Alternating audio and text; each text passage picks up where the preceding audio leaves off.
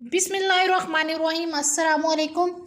आज हम एक छोटा सा एक्सपेरिमेंट करते हैं जिसमें हम डिफरेंशिएट करेंगे physical changes and chemical changes को। तो सबसे पहले हम देख लेते हैं कि फ़िज़िकल चेंजेस क्या हैं। तो फ़िज़िकल चेंजेस को देखने के लिए हम देखते हैं एक एग्ज़ाम्पल जिसमें हमने बर्फ़ ली, बर्फ़ को हमने थोड़ा सा हीट किया। जैसे ही वो हीटअप हुई तो वो पानी में चेंज हो गई। जब पानी को हमने हीटअप किया, पानी को एनर्जी दी, तो पानी क्या हुआ, बुखारात में मतलब गैस में कन्वर्ट हो गया।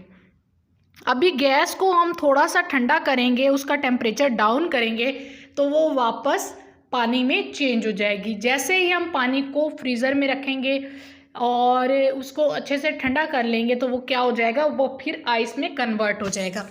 तो इसका मतलब क्या है कि हमने जो अपना काम स्टार्ट किया था वो हमने आइस से किया था, और एट द एंड अगर हम रिटर्न कर रहे हैं उसी प्रोसेस को, पहले हम हीट इंक्रीज़ कर रहे थे तो स्टेट चेंज हो रही थी, अब हमने हीट कम की है तो भी स्टेट चेंज हो गई है। तो जो बर्फ़ थी वो वापस दोबारा ही बर्फ़ में कन्वर्ट हो गई है। तो इसका मतलब क्या है कि ये चेंज जो था ये था फिज़िकल चेंज। फिज़िकल चेंज का मतलब क्या है, उसकी ज़ाहिरी हालत चेंज हुई, ज़ाहिरी हालत चेंज होने के बाद हमने दोबारा उस चेंजेस को जब रिटर्न किया, मतलब वही काम हमने रिवर्स में किया, तो वो वापस से अपनी उसी हालत में आ गई जिसमें वो पहले से थी।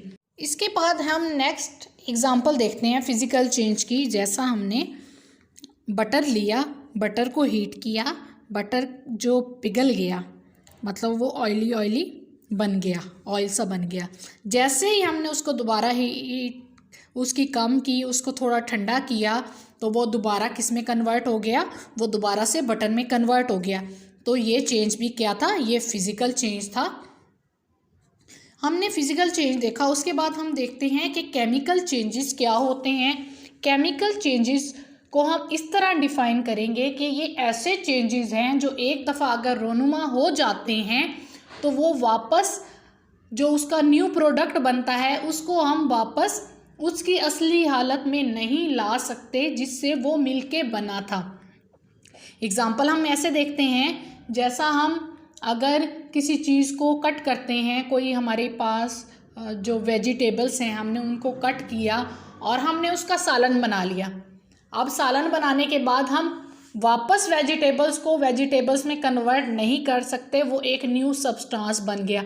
इसी तरह हम अगर मीट को न्यू प्रोडक्ट में कन्वर्ट कर दें तो हम वापस से जो भी हमारे पास प्रोडक्ट बनेगा, जो भी हमारे पास खाने की कोई भी चीज़ बनेगी, उसको हम वापस उसकी ओरिजिनल हालत में नहीं कन्वर्ट कर सकते। तो इसका मतलब क्या है, जो फिज़िकल चेंजेस हैं उनसे सब्सटेंस जो बन रहा होता है वो वापस रिटर्न हो जाता है अपनी ओरिजिनल हालत में। इसको हम रिवर्सिबल रिएक्शंस भी कहते हैं।